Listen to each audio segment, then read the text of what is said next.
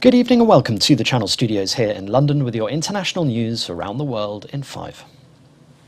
Two journalists have won the Nobel Peace Prize for their fight to defend freedom of expression in the Philippines and Russia. The Nobel Peace Prize for 2021 to Maria Ressa and Dmitry Muratov. Announced at the Norwegian Nobel Institute in Oslo, the committee described Maria Ressa and Dmitry Muratov as representative of all journalists who stand up for this ideal. Mr. Muratov was described as defending freedom of speech in Russia under increasingly challenging conditions, while Ms. Ressa was commended for using freedom of expression to expose abuse of power and the use of violence in the Philippines. They were chosen out of 329 candidates. I guess what this just shows is that that the Nobel Peace Prize Committee realized that a world without facts means a world without truth and trust. And if you don't have any of those things, you certainly can't conquer coronavirus. You can't conquer climate change. I've been saying this over and over, and it feels a little bit like, Sisyphus rolling the rock up the hill. And when you get attacked in the process of trying to roll the rock up the hill, you just kind of dodge, you keep going.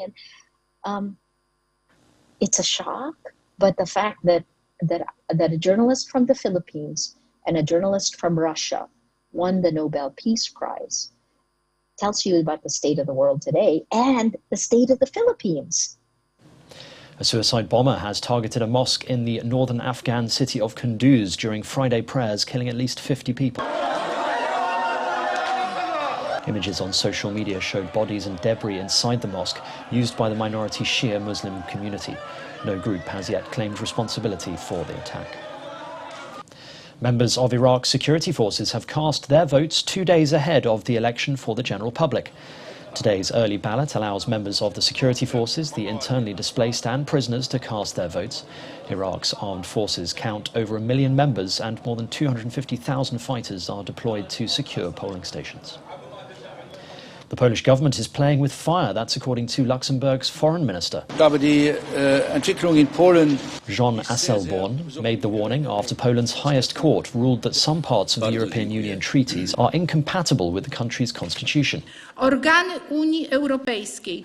ruled that some parts of EU treaties are incompatible with the Polish constitution, challenging a pillar of European integration and sharply escalating a dispute between Brussels and Warsaw. Guinea's new Prime Minister, Mohamed Baigouvi, has called for unity to ensure a smooth transition to civilian rule. Mr. Baigouvi told journalists his administration will be a government with a specific mission and will be honest about what we can do and what we must do. Mr. Baigouvi will oversee the transition of the country to civilian rule following the overthrow of Alpha Conde's government in September by the Mamadi Doumbouya-led military junta, the National Rally and Development Committee. Drone footage has revealed a secondary lava stream from the La Palma volcano engulfing greenhouses and plantations on its way to the sea. The lava stream, which got separated from the main one, which has already reached the sea, is due to touch the Atlantic Ocean entering between the beaches of Los Guires and El Charcon. La Palma Airport has also been forced to close due to the worsening air quality and changing weather conditions. And finally, Egypt is pushing ahead with a new project to restore historic Cairo, a sprawling but now rapidly crumbling 1,000-year-old World Heritage Site. The plan aims to revitalise and promote Cairo as a tourist attraction while the government prepares to move to a futuristic new capital in the desert. Low-rise apartments will be built on vacant lots in the historic district, where residents and workshops will relocate as dilapidated structures are reconstructed and restored. And that's your international news around the world in 5. Now back to the Channel Studios in Lagos.